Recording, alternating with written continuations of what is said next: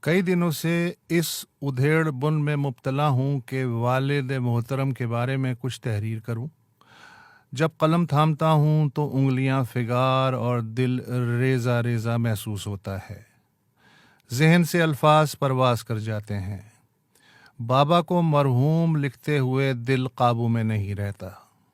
خاندان، قبیلے اور بلوچ قوم کا حوصلہ برقرار رکھنے کے لیے وہ آنسو جو برسر عام ضبط کرنے پڑتے ہیں، تنہائی میں میرے وجود کو کاٹ کے رکھ دیتے ہیں۔ میرا خاکی وجود جس نے بلوچستان کی تپتی دھرتی کی خاطر جاں گسل جد و جہد میں جبر، قید، جسمانی اور ذہنی اذیتیں برداشت کیں، بابا کی جدائی کے آنسو مجھے سرگوشیوں میں حوصلہ دیتے رہتے کہ سردار عطا اللہ مینگل کی جد و جہد، فکر و عمل اور حوصلہ مندی میری رہنمائی کرتے رہیں گے۔ بابا کے چہلم تک میں رات کو ان سے سرگوشیاں کرتا اور صبح کو حوصلہ سمیٹ کے اپنے لوگوں کے درمیان آ بیٹھتا اور بلوچ قوم کی اپنے قائد سے عقیدت و محبت دیکھ کے حوصلہ پاتا۔ سردار رحیم خان مینگل کے قتل کے بعد خان صاحب میر کرم خان مینگل کو قبیلے کا عارضی سردار مقرر کیا گیا، کیونکہ سردار رحیم خان کے فرزند رسول بخش خان کم سن تھے۔ عارضی سردار مقرر ہونے کے بعد میر کرم خان مینگل نے مینگل سردار کی زمینوں پہ قبضے کی کوششیں کی۔ انہوں نے سرکار کو اپنی حمایت پہ رضامند کرنے کے لیے یہ چال چلی کہ میرا جی مینگل قبیلے کے کچھ افراد کے ذریعے انگریز سرکار کو یہ درخواست دی گئی کہ مینگل قبیلے کا سردار کرم خان ہے۔ 14 فروری 1920 کو سبی میلے کے دوران کوئین وکٹوریہ جرگہ ہال میں منعقد ایک بڑے جرگے میں سردار رحیم خان مینگل کے قتل کے مقدمے کا فیصلہ ہوا اور مبلغ 20,000 روپے خوں بہا مقرر کیا گیا۔ اس جرگے میں مینگل معززین و معتبرین نے بلوچی دستور کے مطابق سردار رحیم خان کے فرزند رسول بخش مینگل کو قبیلے کا سردار مقرر کیا۔ جب رسول بخش مینگل نے سرداری سنبھالی تو مخالفین کی درپردہ ریشہ دوانیوں کے باعث سیاسی و قبائلی معاملات میں انگریز سرکار سے ان کے تعلقات خوشگوار نہ رہ سکے۔ انگریز پولیٹیکل ایجنٹ نے ایک حکم کے تحت سردار رسول بخش مینگل کو وڈ بدر کر دیا۔ سردار رسول بخش مینگل جام آف لزبیلا میر علی کے بھانجے تھے۔ وڈ بدری کے احکامات کے بعد سردار رسول بخش مینگل لزبیلا چلے گئے اور کچھ ہی عرصے بعد انہیں گرفتار کر لیا گیا۔ سردار رسول بخش مینگل کی شادی خان صاحب سردار رستم خان محمد حسنی کی صاحبزادی سے ہوئی۔ 13 جنوری 1930 کو سردار عطا اللہ مینگل کی پیدائش لزبیلا میں ہوئی۔ ابتدائی تعلیم مقامی اسکول میں حاصل کی۔ 1948 میں میٹرک سندھ مدرسہ کراچی سے کیا اور منگو پیر میں سکونت اختیار کی۔ خان آف قلات اور جام آف لزبیلا کے درمیان اختلافات تھے۔ سردار رسول بخش مینگل کی جام آف لزبیلا سے رشتہ داری کے سبب خان آف قلات سے دوریاں پیدا ہوئیں۔ خان قلات کی شہ پہ وزیر اعظم قلات نے سردار رسول بخش مینگل کی وڈ بدری کا حکم نامہ جاری کیا اور خان صاحب میر کرم خان مینگل کو قبیلے کا سردار نامزد کر دیا۔ ریاست قلات کی جانب سے میر کرم خان مینگل کی حمایت کا یہ نتیجہ نکلا کہ میر کرم خان مینگل نے پرانی عداوتوں کو ذہن میں رکھتے ہوئے جائیدادوں پہ قبضہ کرنا شروع کیا۔ زرعی پیداوار پہ تصرف حاصل کر کے میر کرم خان نے سردار رسول بخش مینگل کے خاندان کو معاشی طور پہ مفلوج کرنے کے بے رحم اقدامات شروع کیے، کیونکہ انہی زمینوں کی آمدنی سے خاندان کی کفالت ہوتی تھی۔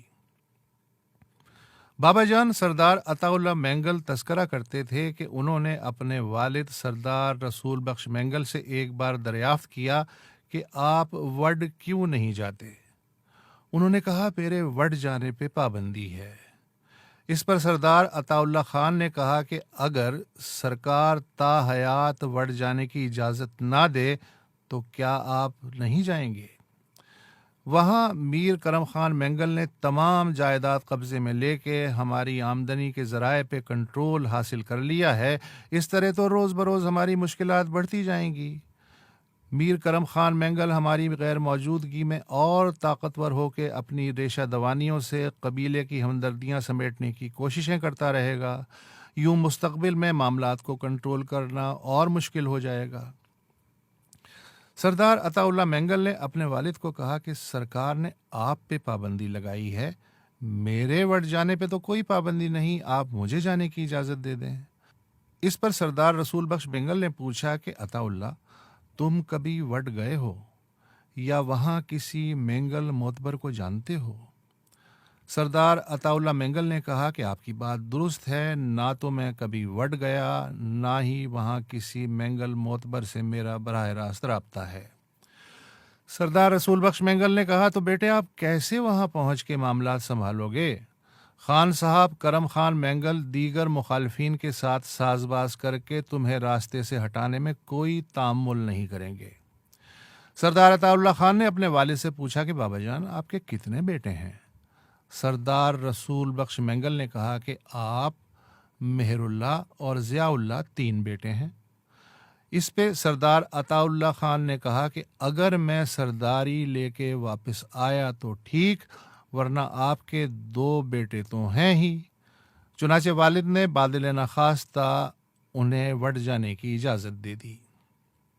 بابا جان سردار عطا اللہ خان بتاتے تھے کہ میں والد سے اجازت ملنے کے بعد لزبیلا ہاؤس کراچی جام میر غلام قادر خان کے پاس گیا اور کہا کہ مجھے وٹ جانے کے لیے آپ کی گاڑی چاہیے۔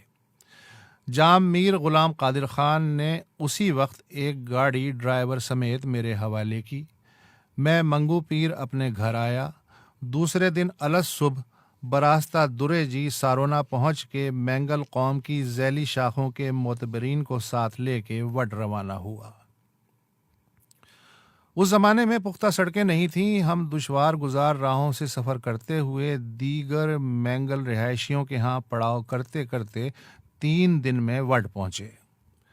میر کرم خان مینگل 2 روز پہلے کسی کام کے سلسلے میں کوئٹہ جا چکے تھے۔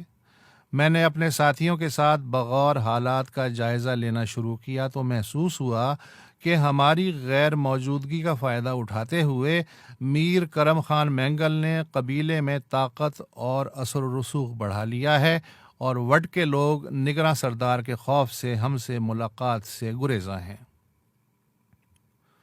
میں نے اپنے ساتھیوں کے ذریعے سے وٹ کے معتبرین سے رابطے اور ملاقاتیں شروع کی۔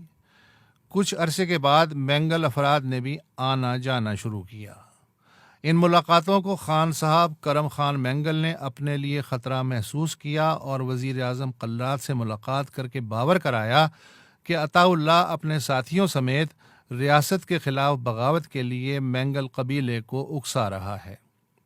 چنانچہ خان قلات کی شہ پہ ناظم جھالاوان نے 24 گھنٹے کے اندر اندر عطا اللہ مینگل کے وٹ چھوڑ دینے کا حکم جاری کر دیا۔ بابا جان عطا اللہ خان بتاتے تھے کہ میں معاملے کی نزاکت کو سمجھ گیا اور کسی ناخوشگوار واقعے سے بچنے کے لیے اپنے خاص ساتھیوں سمیت اپنے ماموں سردار بلوچ خان محمد حسنی کے ہاں جبری مشقے چلا گیا۔ میں نے وہاں سے مینگل معتبرین سے رابطے تیز کر کے انہیں حقیقت بتائی کہ میر کرم خان مینگل اصل وارث نہیں، اصل سردار ہم ہیں۔ بلوچستان کے دیگر قبائل میں بھی ایسے حالات پیدا ہوئے کہ حقیقی سردار کی کم سنی یا غیر موجودگی کی وجہ سے قبیلے میں عارضی نگراں سربراہ مقرر کیے گئے اور جب حقیقی وارث سرداری سنبھالنے کے قابل عمر کو پہنچے تو نگراں سربراہ اپنے منصب سے سبکدوش کر دیے گئے۔ رفتہ رفتہ مینگل معتبرین حقیقت جان کے سرداری کے لیے میری حمایت پہ آمادہ ہوتے چلے گئے۔ سردار بلوچ خان محمد حسنی ایک معاملہ فہم، انصاف پسند اور زیرک انسان تھے۔ وہ قبائلی معاملات حل کرنے میں مہارت رکھتے تھے اور میر احمد یار خان والی قلات کے بہنوئی بھی تھے۔ انہوں نے اس سلسلے میں خیر خواہی سے کام لیتے ہوئے خان کو آگاہ کیا کہ اگر قبیلے کی سرداری وارث کی بجائے نگراں کی گرفت میں رہنے دی جائے تو دیگر قبائل میں بھی ایک غلط رجحان پیدا ہوگا اور آپس کی خوریزی ریاست قلات کے امن و امان کو متاثر کرے گی۔ یوں سردار بلوچ خان محمد حسنی نے خانف قلات کو آمادہ کر لیا کہ ان کی سرکار مینگل قبیلے کے سردار کے انتخاب میں کسی ایک فریق کی حمایت کی بجائے حق انتخاب کو مینگل قبیلے کے معتبرین کے حوالے کر دے تاکہ بلوچی دستور کے مطابق وہ جسے چاہیں اپنا سردار منتخب کر لیں۔ آخر کار مینگل قبیلے کی تمام ذیلی شاخوں کے معتبرین کا جرگہ بلانے کا فیصلہ ہوا۔ بلوچ قبائلی تاریخ میں پہلی بار سردار کا انتخاب آزادانہ طور پہ جمہوری انداز میں ہوا۔ عطا اللہ خان مینگل نے 106 ووٹ حاصل کیے اور سردار کرم خان مینگل کو صرف 16 ووٹ ملے۔ 1962 میں میری پیدائش کے چند ماہ بعد ککری گراؤنڈ کراچی میں ایک عوامی جلسے میں 1 یونٹ اور ایوب خان کے ظلم و جبر کے خلاف تقریر پہ سردار عطا اللہ خان مینگل کو گرفتار کر لیا گیا اور 1 سال بعد رہا کر دیا گیا۔ بابا جان کے مطابق اس گرفتاری کی تفصیل یوں ہے کہ ایک روز صبح صادق کمرے کے دروازے پہ دستک ہوئی اور والد محترم سردار رسول بخش مینگل کو کھڑے پایا۔ میں نے پوچھا بابا خیریت؟ والد نے کہا تمہارے دوست تمہیں لینے آئے ہیں۔ میں گھر سے باہر گیا، ایک ڈی ایس پی پولیس نفری کے ہمراہ کھڑے تھے۔ انہوں نے کہا کہ سردار صاحب آپ کی گرفتاری کے وارنٹ ہیں۔ میں اپنی ضرورت کا سامان لینے اندر چلا گیا۔ اس دوران والد پولیس والوں سے گپ شپ کرتے رہے۔ جیسے ہی میں سامان لے کے واپس آیا تو ڈی ایس پی نے سردار رسول بخش کی طرف دیکھتے ہوئے کہا کہ آپ کے بھی گرفتاری کے احکامات ہیں۔ بابا نے ڈی ایس پی سے کہا کہ تم عجیب آدمی ہو، اتنی دیر سے گپیں ہانکے جا رہے ہو، مجھے پہلے آگاہ کرتے تاکہ میں بھی تیار ہو جاتا۔ اس پہ پولیس افسر نے کہا کوئی بات نہیں، ہم انتظار کر لیتے ہیں۔ اس دوران اطلاع ملی کہ میر مہر اللہ خان مینگل کو بھی گرفتار کر لیا گیا ہے۔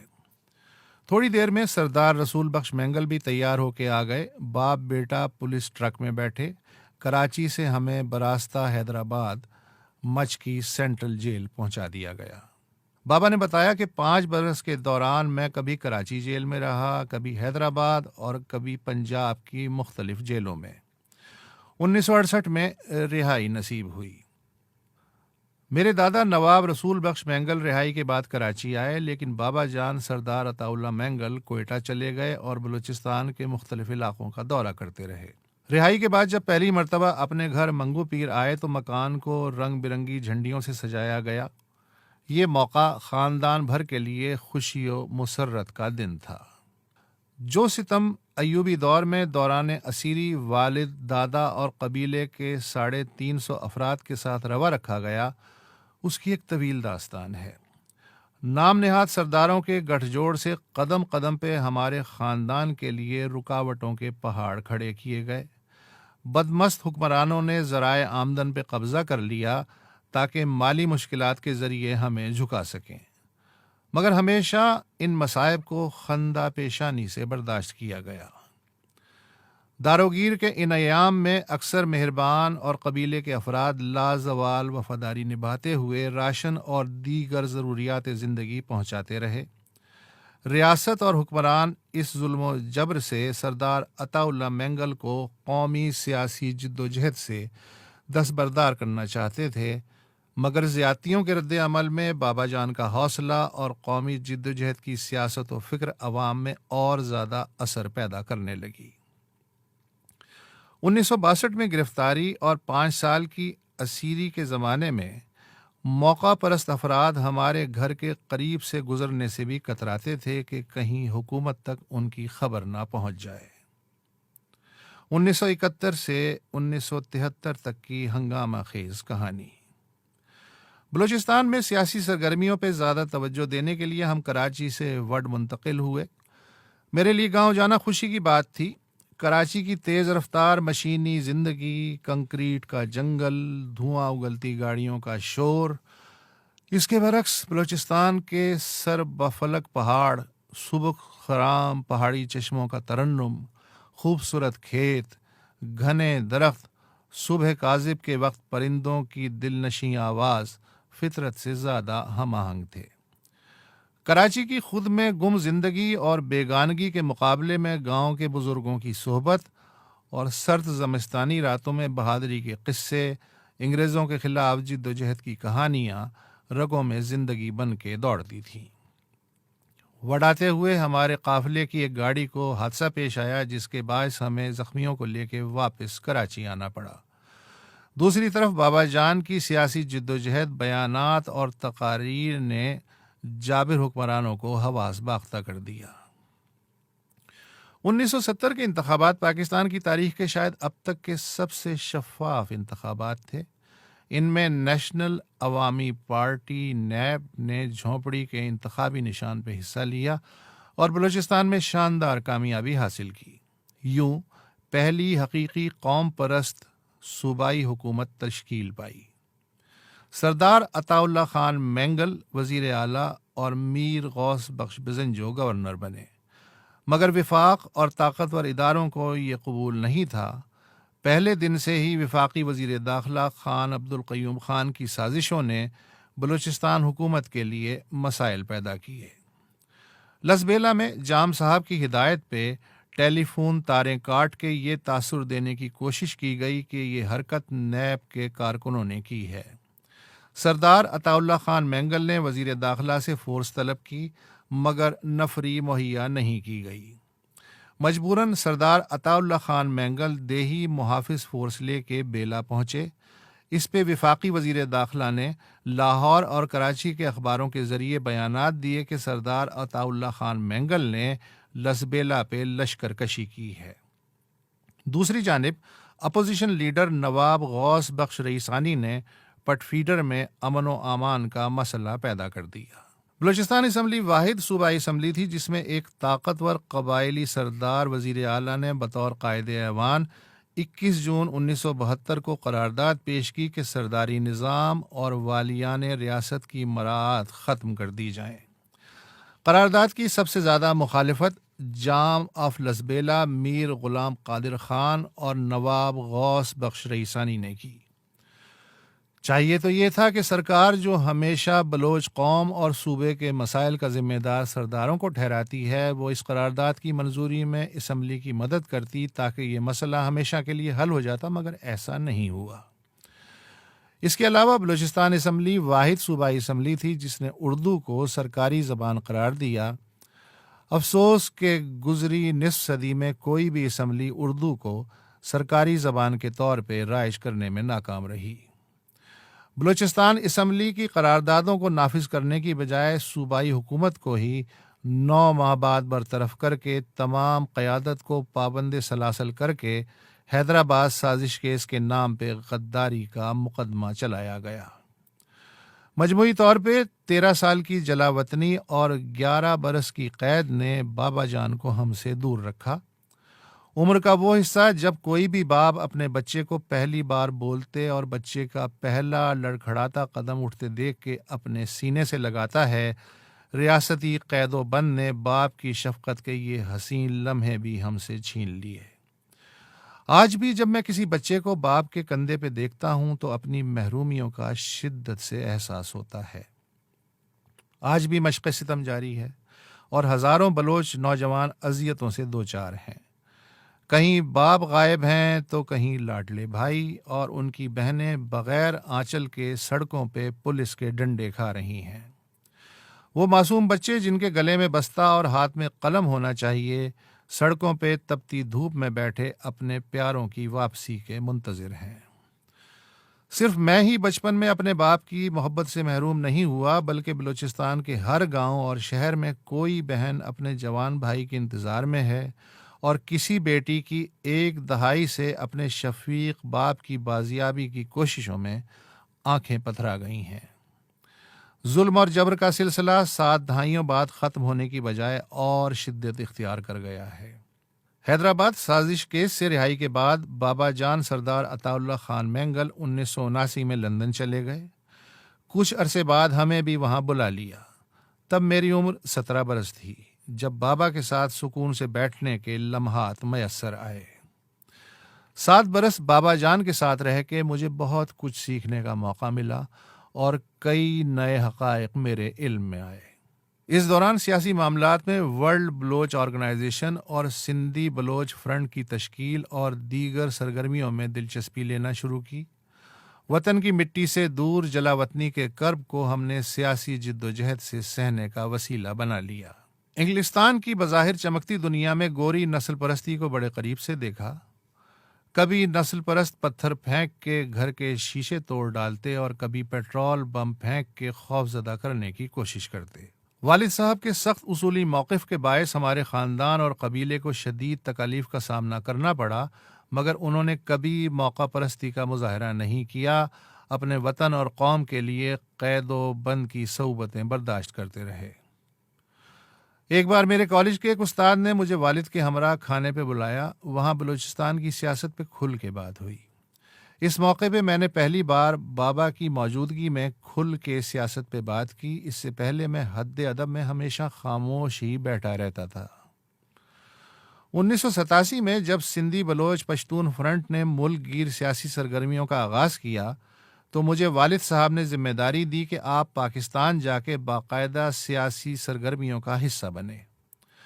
خاندان کے علاوہ دیگر بہی خواہوں نے والد سے کہا کہ آپ اختر کو ایسے وقت کیوں پاکستان بھیج رہے ہیں جب ضیاء الحق کا سیاہ مارشاء اللہ پوری شدت کے ساتھ سیاست کو برداشت نہ کرنے کی پالیسی اپنائے ہوئے ہے۔ اس پہ بابا جان کے کہے یہ الفاظ آج بھی ذہن پہ نقش ہیں۔ میں بخوبی جانتا ہوں کہ اختر تیرنا نہیں جانتا، پھر بھی میں اسے سیاست کے سمندر میں دھکیل رہا ہوں، یا تیرنا سیکھ جائے گا یا ڈوب جائے گا۔ بہرحال اختر کو سیاست کے سمندر میں تو اترنا ہی ہوگا۔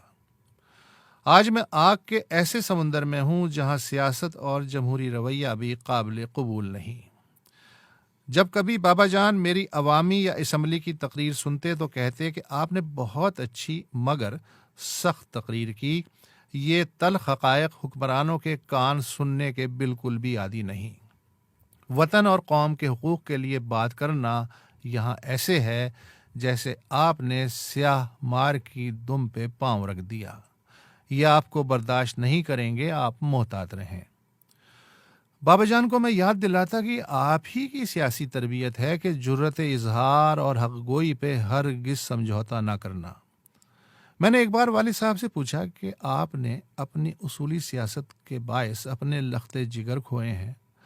جواں سال اسد مینگل کی لاش آج تک نہیں ملی، اس کے باوجود آپ نے مجھے بے رحم سیاست کے تپتے صحرا میں لا کھڑا کیا۔ بابا جان نے کہا کہ میں جانتا ہوں کہ اولاد کا دکھ کیا ہوتا ہے، مگر ہمارے خاندان کی یہ تاریخ رہی ہے کہ وطن اور قوم کے لیے ہمیشہ جانوں کا نذرانہ پیش کیا۔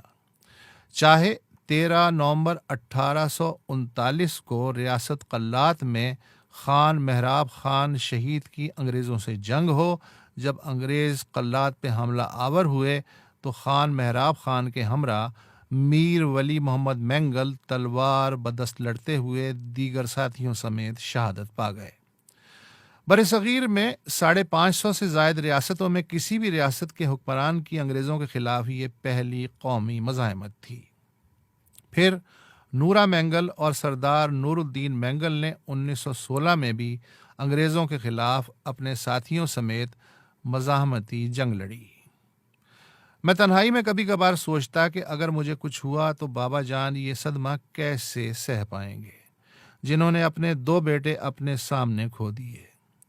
اسد اللہ مینگل کو ان کے ساتھی احمد شاہ کرد کے ہمراہ کراچی میں سردار مزاری کے گھر سے نکلتے ہوئے اغوا کیا گیا۔ آج تک دونوں کی لاش نہیں مل پائی، انہیں نامعلوم مقام پہ دفن کر دیا گیا۔ دوسرے بیٹے منیر مینگل کے جنازے کو سردار عطا اللہ خان مینگل اپنا کندھا تک نہ دے سکے۔ ہوتا یہ ہے کہ جواں اولاد اپنے بزرگوں کی رحلت پہ انہیں کندھے پہ اٹھا کے سپرد خاک کرتی ہے اور تعزیت وصول کرتی ہے۔ جوان بیٹے کی لاش نہ پائے یا والد اپنے گبرو بیٹے کی ناقابل شناخت میت کو کپ کپاتے ہاتھوں سے لحد میں اتار دے۔ بلوچستان کے بوڑھے والدین آج اسی کرب سے گزر رہے ہیں اور مائیں رسم زینب نبھا رہی ہیں۔ میں نے یہ سوچا بھی نہیں تھا کہ دیگر بھائیوں کی موجودگی نہ ہونے کے باعث مجھے بابا کے جنازے کو کندھا دینا پڑے گا۔ 2 بھائیوں کی موت اور تیسرے کی جلاوطنی نے مجھے اس مقام پہ لا کھڑا کیا کہ میں بابا جان کے جسد خاکی کو اپنے ہاتھوں سے لحد میں اتاروں۔ میں دبئی میں تھا کہ ان کی علالت کی خبر ملی۔ پہلی دستیاب فلائٹ سے رات کے پچھلے پہر کراچی پہنچا۔ اس وقت بابا آرام کر رہے تھے۔ میں ڈاکٹروں، اپنے بھتیجے اور بھانجوں سے بابا جان کی صحت کے متعلق معلومات حاصل کرتا رہا۔ صبح جب بابا نیند سے بیدار ہوئے تو میں نے بچشم نم ان کے پاؤں چھوئے۔ اچانک اپنے سامنے دیکھ کے ان کے چہرے پہ رونق ابھر آئی، ویسی چمک جو آخری لمحات میں اپنی اولاد کو سامنے دیکھ کے کسی بھی باپ کی آنکھوں میں اتر آتی ہے۔ جنرل پرویز مشرف کے دور استبداد میں جب مجھے ہب میں نظر بندی کے دوران صبح 4 بجے فورسز کی گاڑیاں کراچی منتقل کرنے کے لیے آئیں تو میں نے وڈ میں مقیم بابا جان کو اطلاع دی کہ وہ مجھے کہیں اور لے جا رہے ہیں۔ بابا جان نے کہا کہ وہ آپ کو جہاں لے جائیں اطلاع کرنا۔ میں نے جواب دیا کہ بابا مجھے نہیں لگتا کہ وہ مجھے آپ کو اطلاع کرنے کا موقع دیں گے۔ جب میں قید میں تھا تو باہر یہ افواہیں گشت کر رہی تھیں کہ جیل میں مجھے پراسرار طریقے سے قتل کر دیا جائے گا۔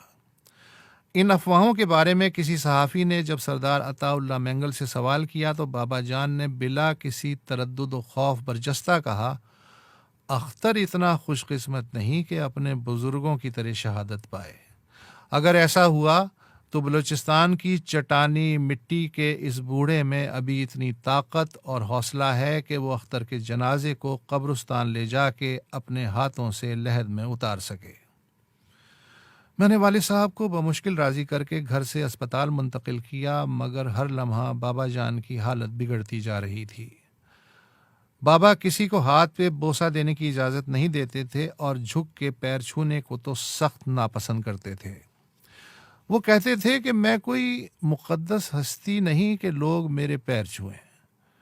میں جب کبھی باہر سے لوٹتا تو سیدھا بابا جان کے پاس حاضر ہوتا اور کوشش کرتا کہ ان کے پیر چھو کے دعائیں حاصل کروں، مگر وہ ہمیشہ مجھے جھکنے سے پہلے ہی کندھے سے پکڑ کے سینے سے لگا لیتے۔